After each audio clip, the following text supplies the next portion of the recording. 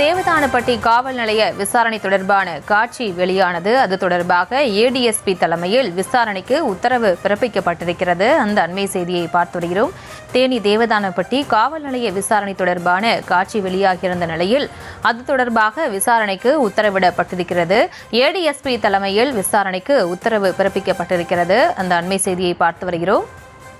இது தொடர்பான விவரங்களோடு இணைகிறார் எமது செய்தியாளர் பாலாஜி. பாலாஜி வணக்கம். மேலும் விவரம். பிரியங்கா, கடந்த ஜனவரி மாதம் 14ஆம் தேதி தேனி மாவட்டம் தேவதானப்பட்டி காவல் நிலையத்தில் ஒரு விசாரணைக்கு அழைத்து செல்லப்பட்டவரை காவல்துறையினர் தாக்கும் வீடியோ காட்சிகள் தற்போது வெளியாகி ஒரு பெரும் பரபரப்பை ஏற்படுத்தியுள்ளது. அதாவது பார்த்தோன்னா, திருப்புவனம் சம்பவத்தில் விசாரணைக்காக அழைத்து செல்லப்பட்டவரை காவலர்கள் தாக்கியதில் அவர் உயிரிழந்து மிகப்பெரிய ஒரு பரபரப்பை ஏற்படுத்திக்கூடிய சூழல்ல தற்போது இந்த சிசிடிவி வீடியோ காட்சிகள் வெளியாகியிருக்கு. இது குறித்து தேனி மாவட்ட காவல்துறையினர் தற்போது ஒரு விளக்க அறிக்கையை கொடுத்திருக்காங்க பத்திரிகையாளர்களுக்கு.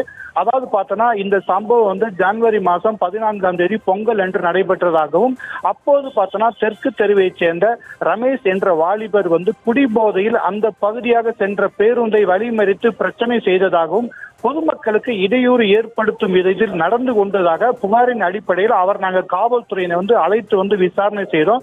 அவ்வாறு விசாரணை செய்யப்பட்டதில் பார்த்தோன்னா அவர் அதாவது அவர்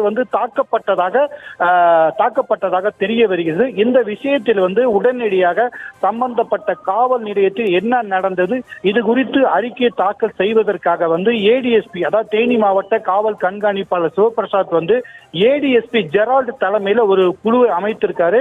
இந்த குழுவினர் சம்பந்தப்பட்ட காவல் நிலையத்துக்கு சென்று அங்கு என்ன நடந்தது, காவலர்கள் அவரை தாக்கினார்களா, தாக்குதல் உண்டான சம்பவத்தில் அவருக்கு காயம் அடைந்ததா, மேலும் அவர் மீது வழக்கு பதிவு செய்யப்பட்டதா என்ற கோணத்திலும், மேலும் பார்த்தோன்னா இந்த சம்பவம் நடந்து 6 மாதங்கள் ஆன நிலையில் தற்போது இந்த வீடியோ வெளியே வந்திருக்கு. தகவல் உரிமை சட்டத்தின் கீழ் ஜனவரி மாதம் கேட்கப்பட்ட கேள்விக்கு பிப்ரவரி மாதம் பதிலளிக்கப்பட்ட நிலையில இந்த வீடியோ எதற்காக வெளியிடப்பட்டது, இந்த வீடியோ வெளியிட்டதுக்கான காரணம் என்ன உள்ளிட்ட பல்வேறு அம்சங்களை ஜெரால்டு தனது விசாரணை நடத்தி அதன் அறிக்கையை தேனி மாவட்ட எஸ்பி சிவபிரசாதம் ஒப்படைக்க உள்ளார். இது தொடர்பான தற்போது வெளியாகி இருக்கு. பிரியங்கா,